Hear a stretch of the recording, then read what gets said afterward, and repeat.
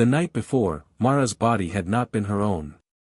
She had lived through hours she wished she could erase, forced, beaten, silenced, treated as less than human. Rough hands pinned her down. Voices mocked her pain. A slap turned her cry into a whisper, and rope left angry marks on her wrists.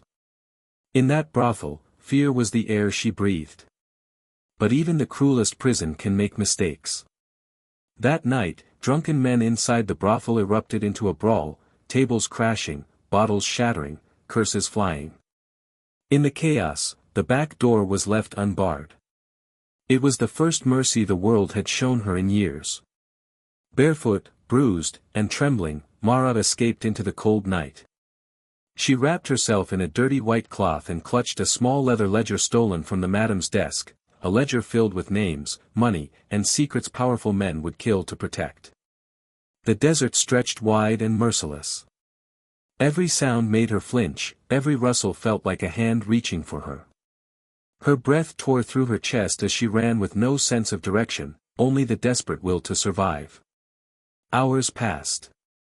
The sky lifted from black to gray to the faint gold of dawn. By sunrise, her body was failing. The beating sun struck her already bruised skin. Her throat burned. Her vision blurred. Still, she pushed on. Then she saw it. A ranch house on the horizon. Wooden fences. A grazing horse. Smoke curling from a chimney. To her, it looked like salvation. Her steps faltered as she crossed the dry grass. Her knees buckled twice. The ledger slipped from her fingers, but she snatched it back like it held her last breath. With everything left in her, she reached the porch and knocked once before collapsing.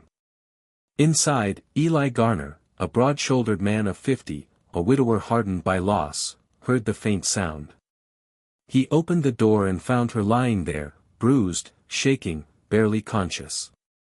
Her voice was barely a whisper. "Don't, Judge, please."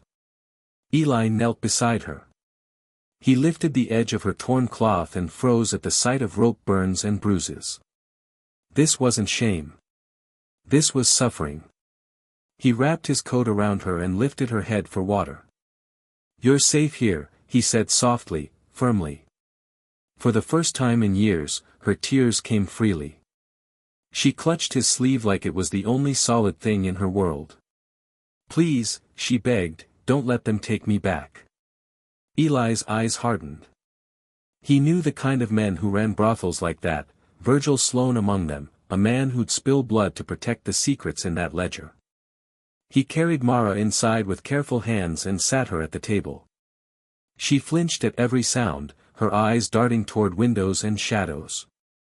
Eli didn't push her with questions. Instead, he set a bowl of stew in front of her. "Eat," he said gently. Her hands trembled so badly she almost spilled it. But after the first spoonful, she ate like someone starved not just of food, but of kindness. Tears fell silently as she swallowed. After a long while, she whispered, "They'll come for me. They always come." Eli leaned forward. "Not while you're under my roof." She looked at him as if he'd promised her the sky. Later, she tried helping him mend a saddle, but when the rope slipped through her hands she flinched violently. Eli's voice steadied the air. "Out here, rope is for horses. Not for people." For the first time, her lips twitched toward a small, fragile smile. That evening, she placed the leather ledger on the table between them. "They kept this hidden," she said. "Names, dates, how much they paid, who paid the sheriff to look away. Everything." Eli turned the pages, jaw clenched. He copied key names and amounts onto spare sheets, insurance in case the book was ever taken. "If they find out I took it," Mara whispered, "they won't just drag me back. They'll bury me where no one will find me." Eli met her eyes. "I believe you." He placed the ledger in a drawer. "If they ride out here, we won't face them alone. There's one law I still trust, Sheriff Oda Collins." The next afternoon, trouble came faster than expected. Dust rose on the road. One rider. Virgil Sloane. He stopped at the fence, his smile sharp as a blade. Afternoon, Garner. I hear you're keeping something that belongs to me. Eli stepped onto the porch. What you're looking for isn't here. Virgil's gaze shifted toward the window where Mara stood. There she is. My runaway. He held up a crumpled debt note. She's property until this is paid. Eli didn't even glance at the paper. Nobody is property under my roof. Virgil slid off his horse. You think you can keep her from me? He lunged for Mara. But Eli caught his wrist, twisted, and struck him hard. Virgil stumbled back. Mara grabbed a rope and snapped it across his arm, making him drop the knife he'd hidden. Eli kicked the blade aside. Ride back, Sloane. Next time, you won't walk off so easy. Virgil spat in the dirt. You just bought yourself a war. That night, Virgil returned, this time with 3 armed men. They rode up ready for blood. But Eli was ready, too. He lit a lantern and raised it toward the old water tower. A small flash answered. Sheriff Otta Collins had seen the signal. Minutes later, hooves thundered down the road. The sheriff and 2 deputies arrived, rifles drawn. Otta dismounted, coat sweeping behind her. Evening, Sloane. You picked the wrong ranch.